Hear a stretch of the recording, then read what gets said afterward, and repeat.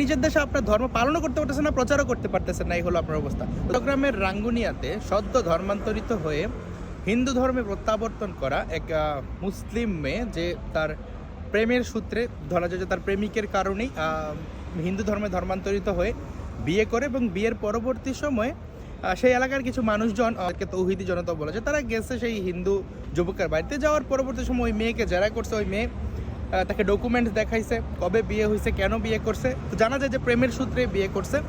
তো এর পরবর্তী সময় ওই যে যুবকেরা ফোর্স করতেছে ওই যুবকের মাকে, ওই যুবক বাড়িতে ছিল না, যে আপনারা তো একটা মুসলিম মেয়েকে এনে আটকে রাখছেন। যেখানে ওই মেয়ে নিজে বলতেছে যে আমি এফিডেভিট করছি, এই এফিডেভিটের যে আপনার দলিল সেটা দেখাইছে, তার জন্ম নিবন্ধন দেখাইছে। তারপরে ওরা বলতেছে যে কেন আগে বিয়ে করছেন, কীভাবে আগে প্রেম করছেন, ধর্ম পরিবর্তন তো করছেন জুনে। মানে তাদের কনসার্নের বিষয় এটা না যে ধর্ম পরিবর্তন করছে, তাদের ক্ষোভের জিনিস এটা যে সে কেন ধর্ম পরিবর্তন করে আসলে হিন্দু ধর্মে আসলো। তো এখন দেখেন ব্যাপারটা তো উল্টাও অনেক হয়, অনেক যারা হিন্দু মেয়ে আছে তাদেরকে ধর্মান্তরিত করা হয়, কাউকে ট্র্যাপে ফেলা। দেখেন যারা নিজের ইচ্ছে ধর্ম পরিবর্তন করে তাদেরকে আমার বলার কিছু না, যারা 18 ঊর্ধ্ব তাদেরকে আসলে যে তারা যে ধর্মান্তরিত হয় তাদের পিছনে পারিবারিক শিক্ষা দেয়, তাদেরকে ধর্মীয় মূল্যবোধ শেখানো হয় না। কারণ আমাদের ধর্মে তো বলা আছে যে ধর্মত্যাগ সবচেয়ে নিকৃষ্ট, বলছে স্বধর্ম যদি মানে ধোঁয়াযুক্ত হয় তাহলেও বেটার, যেটা ভগবত গীতাতে বলা আছে। তো এখন দেখেন এই যে ঘটনাটা ঘটতেছে, ধরেন বাংলাদেশে তো অনেক হিন্দু মেয়ে অপহৃত হইয়া পরবর্তী জোরপূর্বক ধর্মান্তরিত করা হয়, প্রেমের ফাঁদে ফেলা ধর্মান্তরিত করা হয়, যারা নাবালিকা। যেমন কিছুদিন আগে আমি একটা ভিডিও করছি যেখানে এক হুজুর বলতেছে যে নাবালিকা কেউ যদি ধর্মান্তরিত হইতে চায় 18 বছরের নিচে, তাহলে যেন হুজুরের সাথে যোগাযোগ করে। আমি দিয়ে দিব ভিডিওর লিঙ্ক এবং পোস্টের স্ক্রিনশট সব কিছু দিয়ে দিব। ওই মেয়ে নিজে বলতেছে যে আমি স্বইচ্ছা, আমার বয়স 18-এর বেশি, জন্ম নিবন্ধন দেখেন, আমি এফিডেভিট করছি।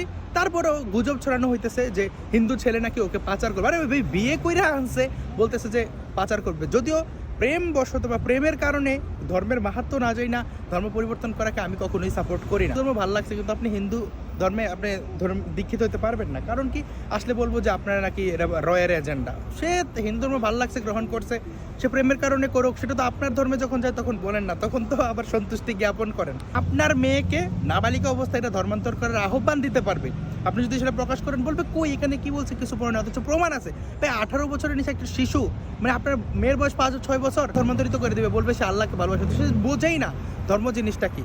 হাজার হাজার হিন্দু ছেলেকে প্রতিদিন মানে একদম শারীরিক হেনস্থা করা হইতেছে। কি করে? প্রথমে তাকে ধরে বলে তার নাকি মুসলিম মেয়ের সাথে প্রেম আছে। কিভাবে?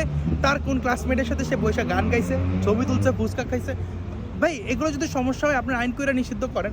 এখন দেখা যায় যে একসাথে চলে, ক্লাসমেট হাইটে যেতেছে, দেখো ধরে ওর পকেটে যে টাকা পয়সা আছে ওইটা টাকা পয়সাটা নেওয়া যাবে, বলবে যে তুই বল তুই ইসকন সদস্য। সেই ইসকনকে এটাও জানেন এমন অনেকে আছে। তো তাদেরকে ধরবে, ধরা তার বাড়ির যারা মেয়ে মানুষ আছে তাদের ছবি নেওয়া যাবে, পরবর্তীতে ব্ল্যাকমেল করবে। এই চলতেছে হলো হিন্দু যুবকদের উপর মব কইরা, সেখানে তারা নাকি মুসলিম মেয়েদেরকে ভারতে পাচার করতেছে। এবার বাট দেখেন ভারতে যে পাচার করতেছে কোনো গোয়েন্দা সংস্থার কোনো রিপোর্ট নাই। যেই দেশে হিন্দু বিদ্বেষ এত চরমে, সে দেশে আপনি হিন্দু ধর্মে কনভার্ট হওয়ার পরবর্তী সময় আপনার অবস্থা কী হবে সেটা তো আমরা জানি, মৃত্যুর হুমকি পর্যন্ত থাকে।